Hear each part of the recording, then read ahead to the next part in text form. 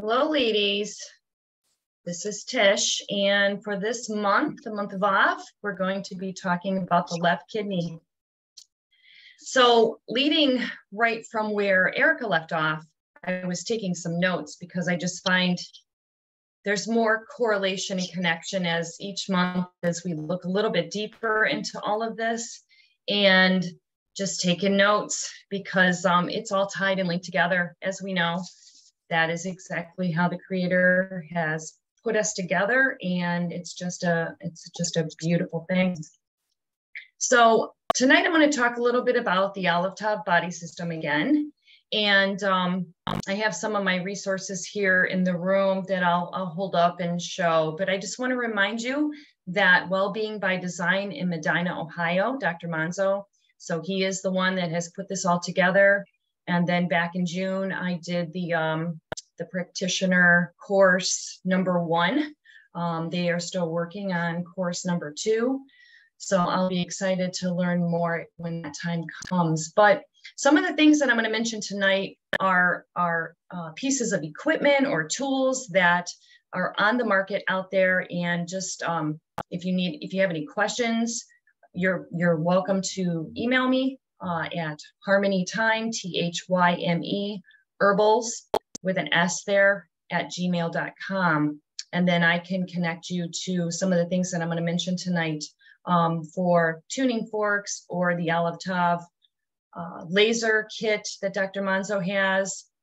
I'm going to mention about voice analysis, and that can be through me or through Dr. Tammy Sorensen. So I want to put those out here early, and then I'll leave my teaching here just based on those things. And feel free to reach out to me. Obviously you're probably listening to this recording. So, but tonight, as we look at the left kidney, I'm connected in my thoughts here as I did a little research with the water and the fertility messenger pathway. So I'm going to speak a little bit of a foreign language tonight, but if you stick with me, it should all come together. So that messenger pathway, the energy flows from the top down. It's a descending energy, and it flows. All of the pathways are on both sides. So the cycle system, the primary would be your muscles and your liquids, your ears, and as Erica mentioned, the ear gate. See, there's nothing by coincidence here. And the urogenital. So that will be your kidneys, your bladder, your ureters, your reproductive organs. Those are all coming together in that area of our body. The cycle sense is hearing. So we're at ear gate again, and your muscles. So the cycle liquid would be urine, sperm, sweat, and water, things of that sort, your saliva. And the cycle element is water. And this part of your body is active between 4 p.m. and 6 p.m. So if you start seeing certain things going on, either physically or emotionally during that time frame, there could be some blockage in the pathway that I'm going to discuss here. So body and communication function, your kidney and your bladder, and anything including your urinary tract. So I'm thinking, okay, Erica mentioned the dung gate. So you're not necessarily thinking about that with your kidney and your bladder, but it also has to do with anal fistulas and hemorrhoids. So putting this all together, it's just absolutely crazy.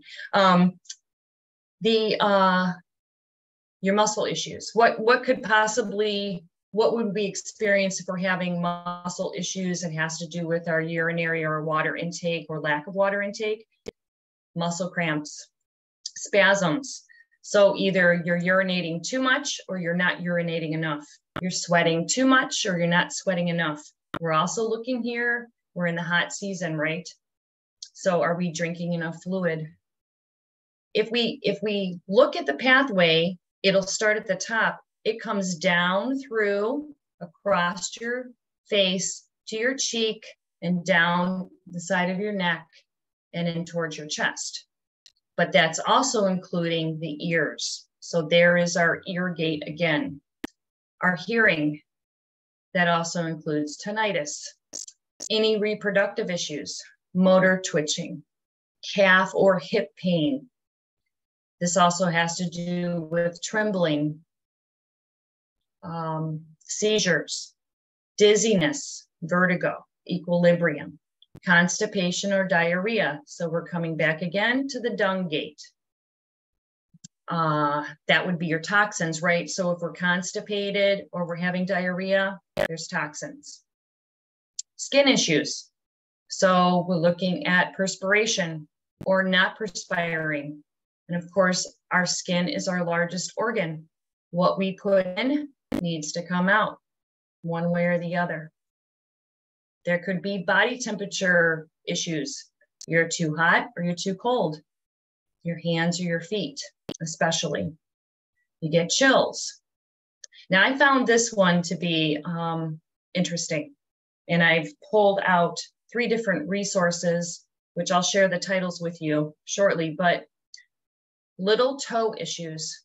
So this pathway moves down the body on the back end of us, and it swings down our calf muscle, and it ends at our little toe.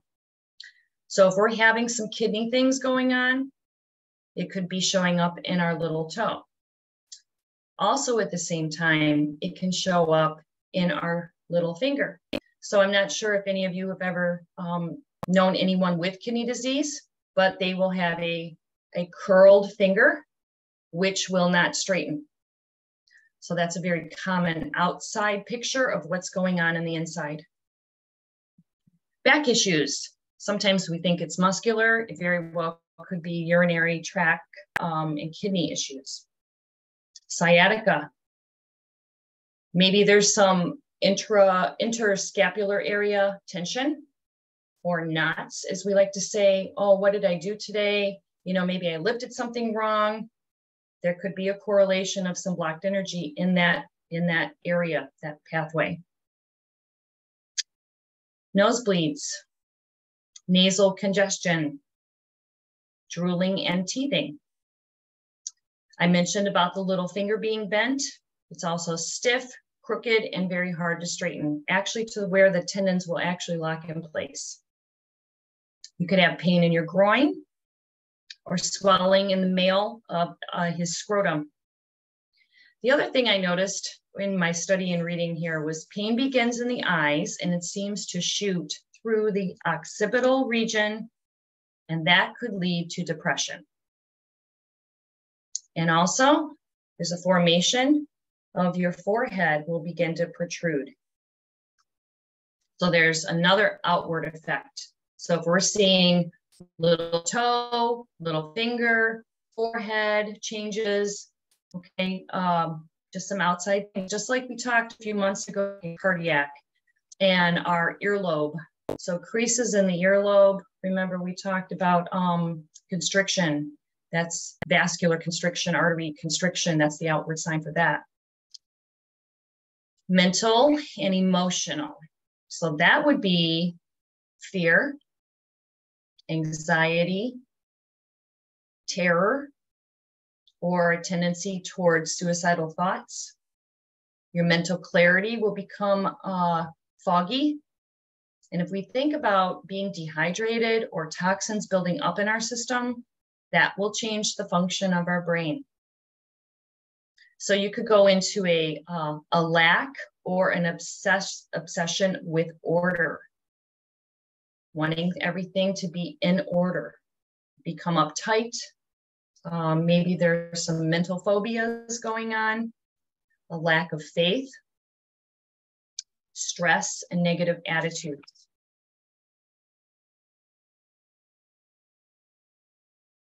What I want to share next, before I get to the points and how to restore, the color for this is blue. So when I say color, what am I talking about? I want to talk about things that we wear. So if we're covering ourselves in, let's just say all the time we're wearing black, I'm going to pick on black today. We could seriously get down into like a black thinking of sadness, mourning.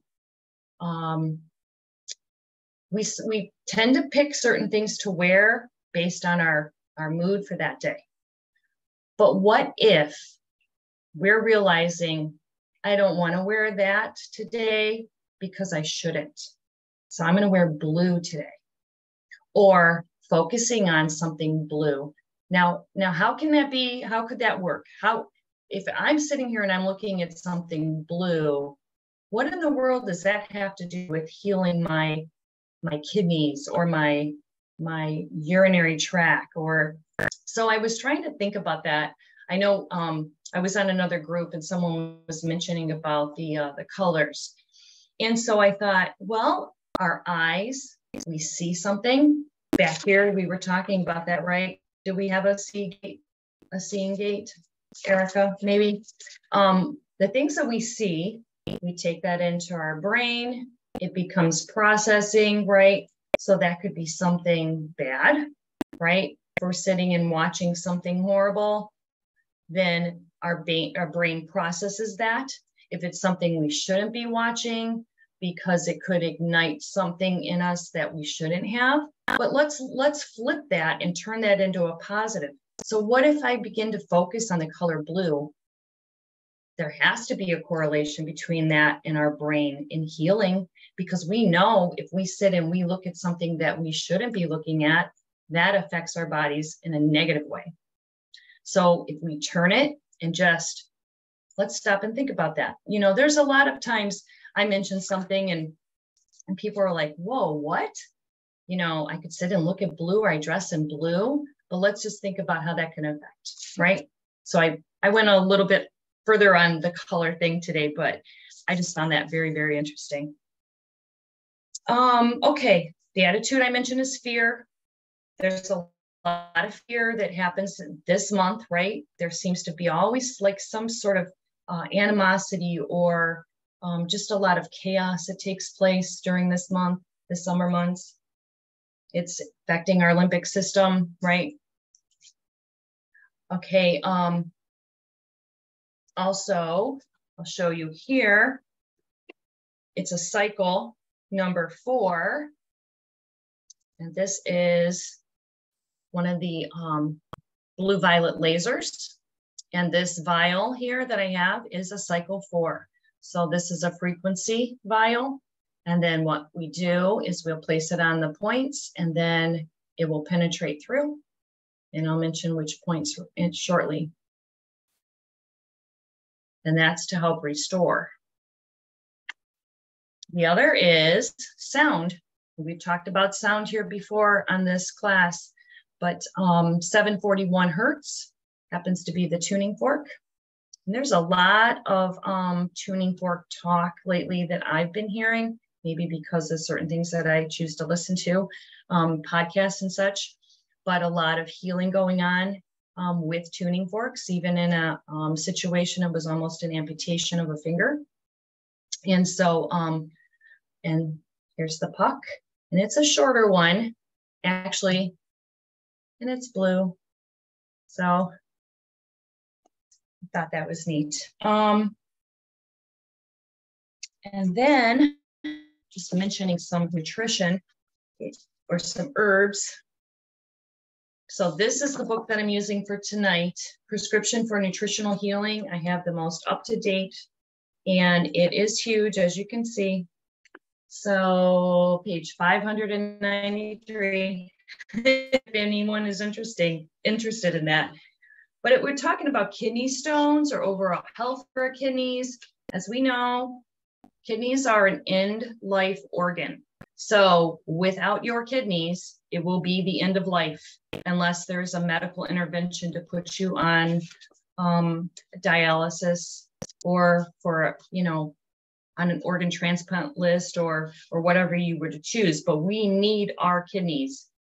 And without them, we do not live. some of the herbs.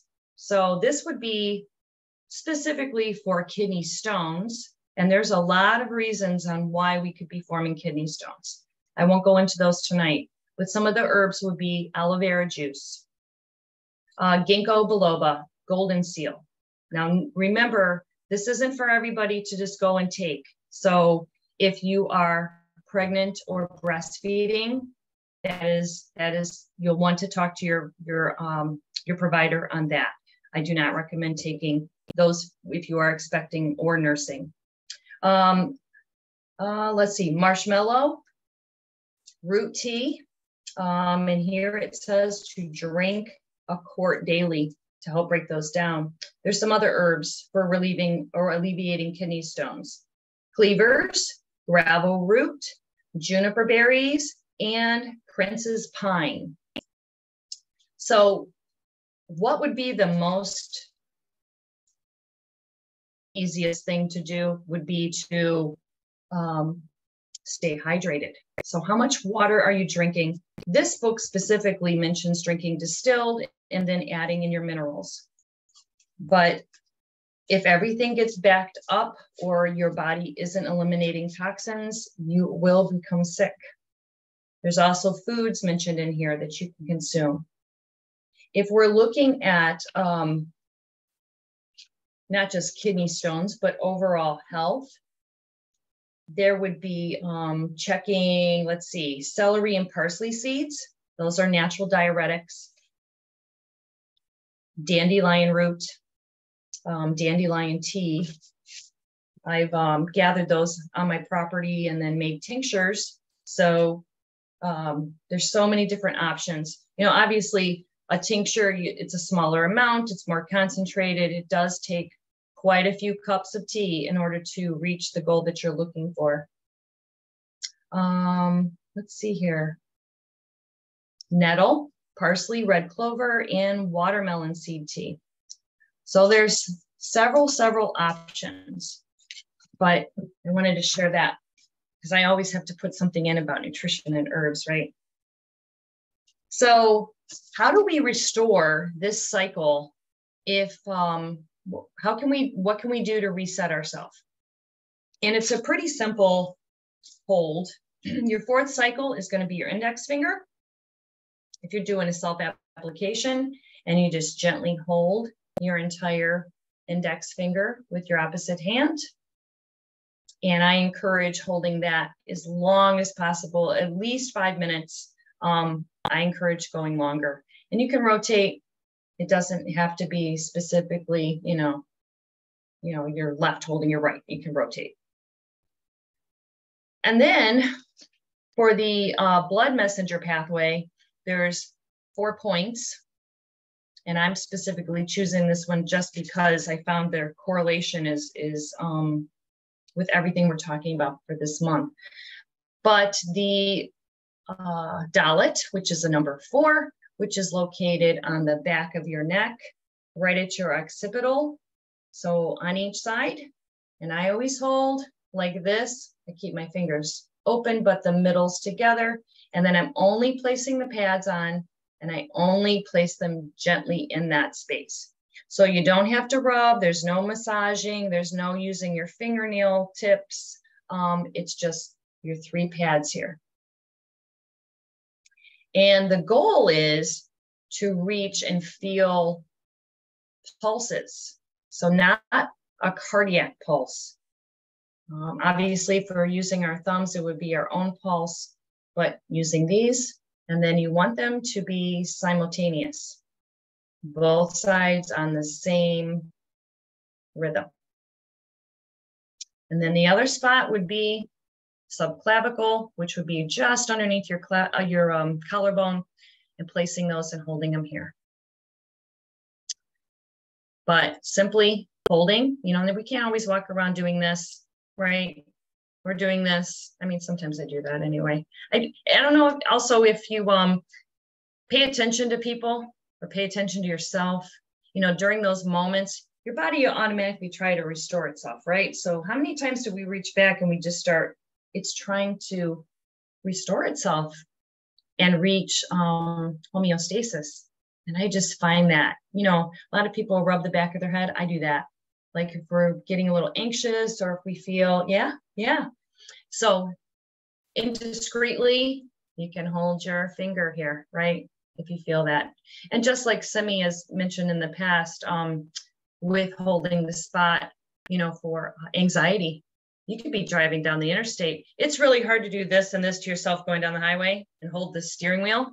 Obviously that won't work, but holding just those 3 fingers right here in the center of your chest and just restoring calmness.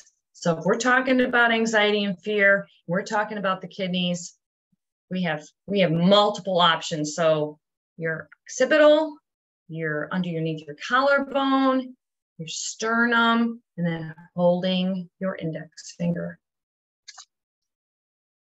So I just want to add one more thing is how do we know if our kidneys aren't functioning the way they should? So there's some options. Lab work, right? Collecting your doctor, your practitioner could collect your urine, do a urinalysis, or you could do some blood work.